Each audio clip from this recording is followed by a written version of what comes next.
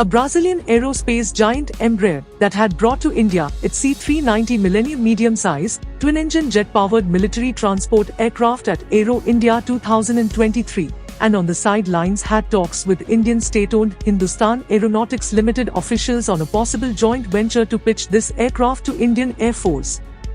Both companies are in talks of local manufacturing of the transporter, but it is at the initial stage, and HAL is yet to get a full proposal from the Embraer on setting up a joint venture, as IAF is still going through offers that it got for OEMs.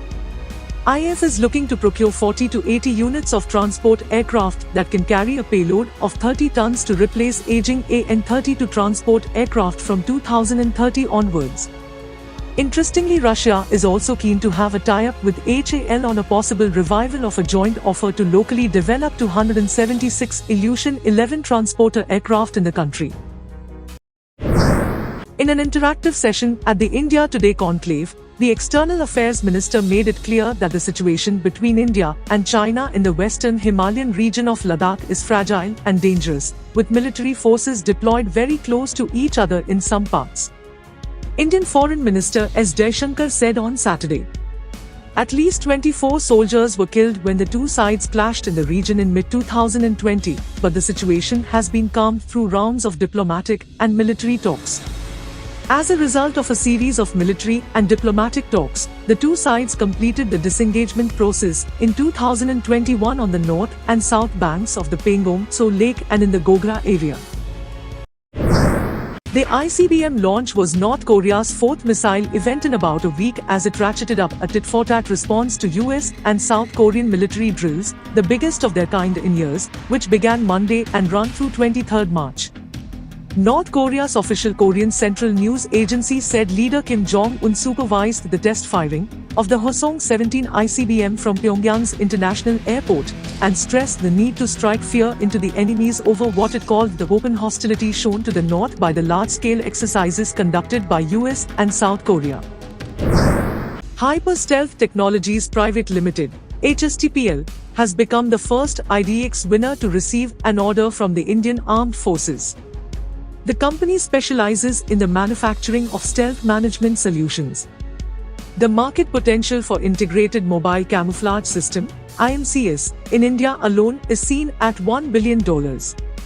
In addition, there is a large export market for this cutting-edge technology. The technology being offered and incorporated in the new product reduces the detection range for all modern warfare sensors, infrared, thermal and radar, by 50%. Hence, offering additional protection to armed forces platforms and service personnel and increases the chances of survival. The same technology can be used in all the three services and can be used for aircrafts, UAVs and other aerial vehicles, shelters for Air Force, stealth frigates, submarine periscopes for the Navy, besides tanks, armored vehicles, artillery guns, bunkers, etc. for the Army.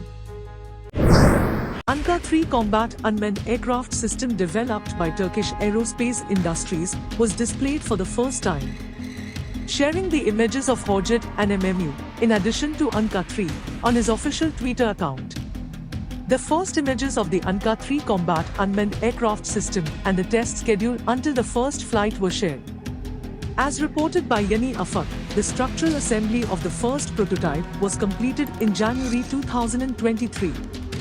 In February to March 2023, assembly and ground tests are expected to be completed. The first flight of ANKA-3, which will start engine and taxi in April 2023, is targeted in the same month.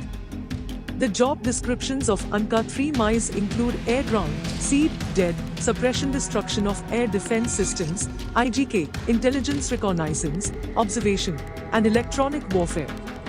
In the visuals of ANKA-3, apart from the internal weapon stations, external weapon stations are also available as an option, unlike their counterparts. General-purpose bombs with TEBR-82 and TEBR-81 guidance kits stand out at the outer weapon stations. In ANKA-3, which will be in the 7-ton class, it can be evaluated that an L322 or an equivalent turbofan engine will be used in the first place.